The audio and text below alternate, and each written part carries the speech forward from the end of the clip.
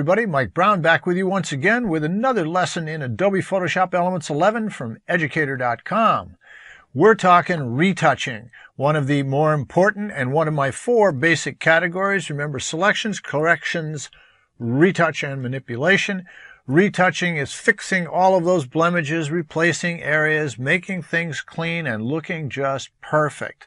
But the key in retouching, as with everything we're doing here in Photoshop Elements, is flawless blending in every case. Now, we dealt with that with selections and blending corrections through a selected area. Here, we're dealing with small areas, and especially we're dealing with people. We're dealing with skin, faces, eyes, lips, close-ups, where any mistake you make that doesn't blend perfectly will stare out glaringly, and everybody will go, oh yeah, I don't know what she really looked like. That was photoshopped.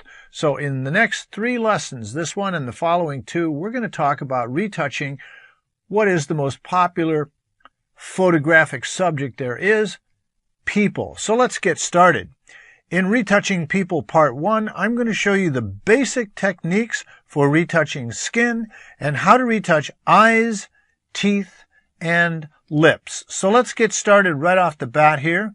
Here's the lady you saw in the last example, Debbie. We're going to use her in this and the next couple of lessons. Now, Debbie's a good-looking woman.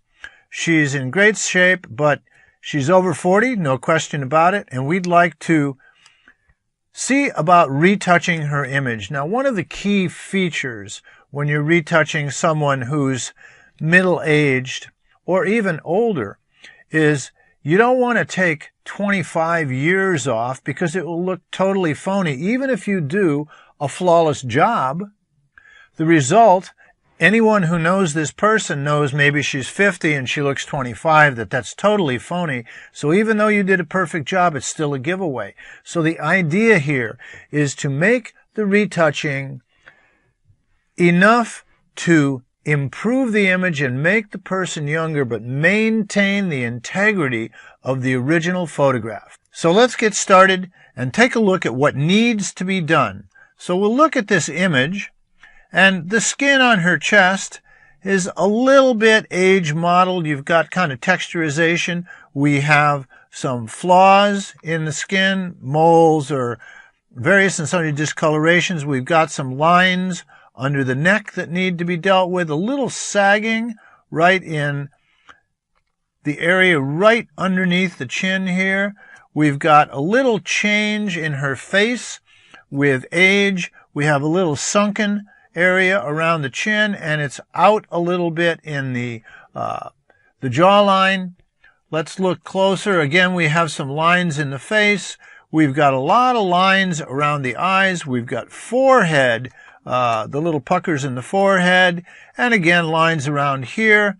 The eyes need to be whitened up. The lips, her lips seem to have been, they've spread just a little bit down at the bottom. Maybe she had a little Botox and it flattened in there, but the shape is a little kind of funny. We'd like to alter that a little bit. She's got a slight overhang on the tooth. All of these details we can attack in very short order. So in this lesson, what we're going to be dealing with here primarily are eyes, teeth, lips, and the basic skin retouch. So let's start off right off the bat by duplicating our background layer, as we always do. You can do it from the drop-down layer menu. You can do it from the layer menu itself, or as always, the shortcut command on a Mac, control on a PC, plus the letter J, and we have a duplicated layer. Now, one of the things that I want to mention here, these just are little subtle tricks. In the landscapes that I used for examples for exposure and color and all the way up to this point, we always start off by sharpening the image.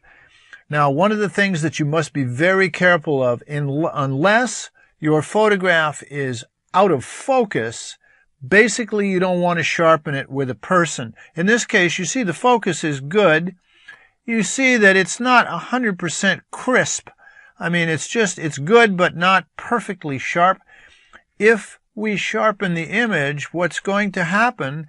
The pores will become prominent. I'll show you that just very quickly. We'll duplicate the layer, set the blend mode for the high pass filter at overlay, go to filter, other high pass. And again, we're just looking for edges. And you can see already that let me zoom this up enough you can see it. You're seeing the pores in the skin, which means they're going to be accentuated. And look at that. If I turn it off, you see they're softened. If I turn it on, although the eyes here are getting crisper, all of the pores and the little hairs in the skin are becoming really prominent. And we really don't want that. We want to soften it, not sharpen it. So there's a reason that if the image is fairly crisp, you don't want to do, unless it's absolutely necessary, any sharpening on a portrait. So we're going to take that layer and trash it by grabbing it and dragging it up to the trash can, and it's gone, and we're back to our original image.